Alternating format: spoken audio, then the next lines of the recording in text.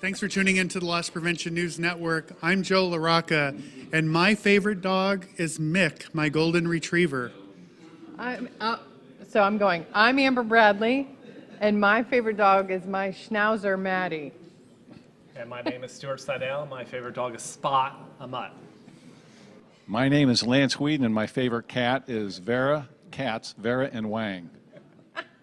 That is I needed to say those two names together. awesome. We That had is to totally awesome. get the All-Tag folks in here for our favorite pet rendition of Loss Prevention News Network. Thanks for joining us. You never know what you're going to find, really, when you tune in. Isn't that right? That's right. Well, we're here today to talk about traveling with your pet and how to buy a pet assistance license so you too can ride with your pet on the flight and let it jump all over the other passengers. And here is All-Tag to tell us how you go about doing it. No, seriously. Gentlemen, thanks for joining us. We were just talking about some of our biggest pet peeves, travel hacks. But before we get to that, we have to dial it back into the serious realm. To first of all, thank you guys for sponsoring this digital conference from the D&D, which is first ever of its kind and continues into its 9th season. So we totally appreciate your sponsorship, but also talking seriously about how you guys are working with the industry and saving retailers labor hours. You're saving them time, you're saving them all kinds of things when it comes to source tagging. You want to talk to us a little bit about that? Yes, our real push for the company is source tagging, and it's working with the vendors of the retailer to be able to coordinate with them to make sure that the tags or labels are put on at the vendor source properly.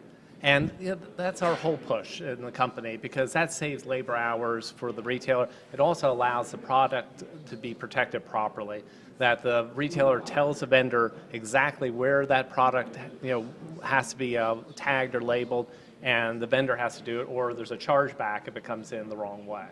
And so, we help coordinate between loss prevention, store operations, purchasing, and try to pull them all together to be able to institute a source tagging program.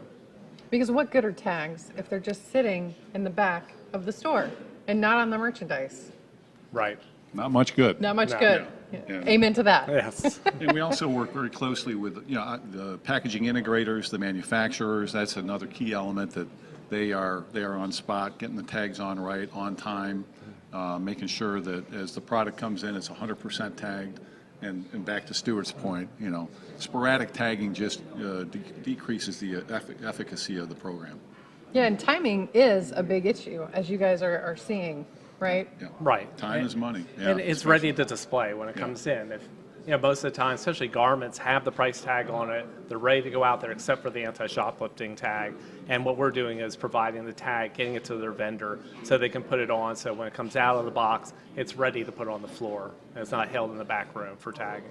And when you're working with companies that use a 3PL or just straight import goods, how do you handle that tag application with them? Well, what we'll do, we'll work at any level in the U.S. or overseas to make sure that it's source tagged.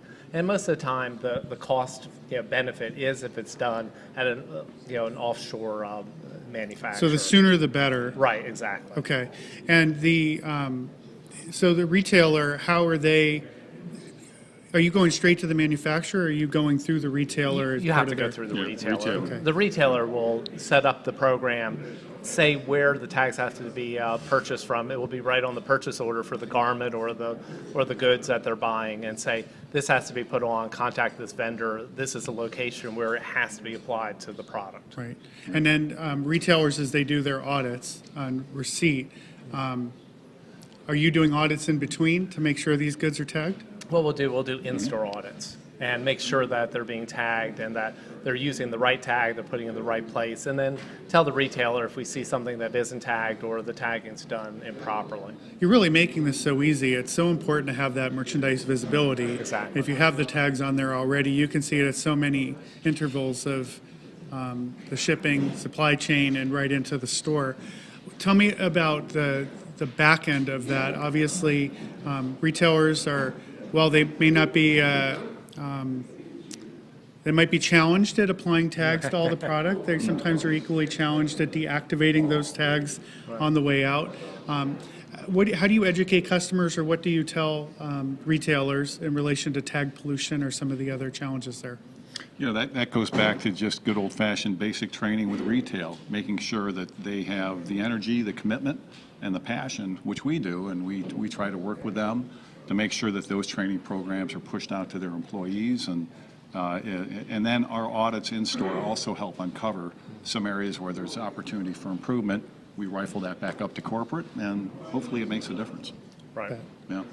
Would make it so easy, especially, I'm just thinking back to my Disney days and the way that we bring in so many goods from different places, and there's real disparity in how the goods are tagged. We did most of it at the store level. Right. So something like this would be incredibly beneficial. Yeah, we were actually just talking about the NRF study recently, talking about how retailers are now having to invest in technology because they don't have the budget dollars for increased headcount. So that's good news for you guys from a Right. technology perspective. But I think you guys have stepped up to the hot table. So we've talked about a couple things. Now this is all about, we are giving some travel tips. That's the easy question. And then the other question is, what is so annoying about traveling these days? Because sometimes it could get a little hectic, especially in the winter when you're dealing with snow and freezing ice and all that good stuff, especially coming into New York City. But, so what, you can either, I'll give you the choice in the hot table here. See, I'm being nice. I'm getting nice Good. at my old age. Right. You can pick either giving a travel tip or one of the things that's just slightly annoying when you're traveling. Well, I'll give one that's together for both, but get TSA pre-check. I mean, Yes. if you want a tip, that's the best thing. But the most annoying thing is that people who spend the time to get the pre-check and still go up there and take their shoes off, take their computers out, and the people from the TSA are yelling at them saying, no, you don't have to do that, and always holding up the line. Yeah. Right. That, why did you get the pre-check? That's right. The random pre-checkers. Right. Because sometimes random folks get it, and then Yes. they don't know what They they're don't know doing. what to do. And you're like, all right, we got to make our flight because we said this off camera. This is the guy that your plane's waiting for because he's running in at the last minute, final call, right? Right, yeah. And then you're more of the early bird. I love being early, and then I don't have to fight people like this. Yeah. Yeah. So he's really mad he's- in the pre-check line because he's late. Agitated, exactly. All right, so you're going travel tip or travel annoyance? Travel annoyance. People, I think, have to learn the law of physics and understand that certain size bags will not go up above over a seat. Right. And on top of that, trying to stuff a winter coat that's as big as a blanket from, Saudi Arabia that Yeah. will not fit up there. Right. So. it So if just- you're it bringing drives- on a parka Yeah. from Saudi Arabia, That's good. you're going to need to hold that They're thing to in your blame with lap. all of this. I mean, Yeah. I love the businessmen, travelers. This is not a hate on that, but where they're taking off the suit jacket and they're folding it up all nice, Nicely. and they put it in the overhead like when it's empty. Right. I'm like, oh, dude, that's going to get It's crushed. never That's gonna cute last. and all, but It's I cute have and all, a suitcase to but- put up there. Yeah. That's right.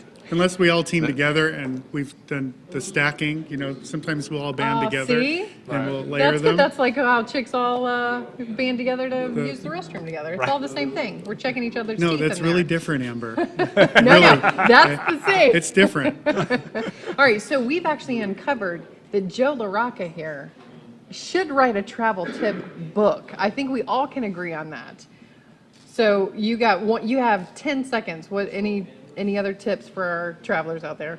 Don't fly to LAX. Okay, Don't with fly that, to- we're with going to that. go ahead and wrap up this segment. Gentlemen, thank you so Thank much you. for Thank joining you. us.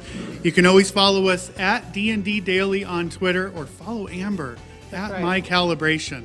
We're turning it over to Gus Downing right now.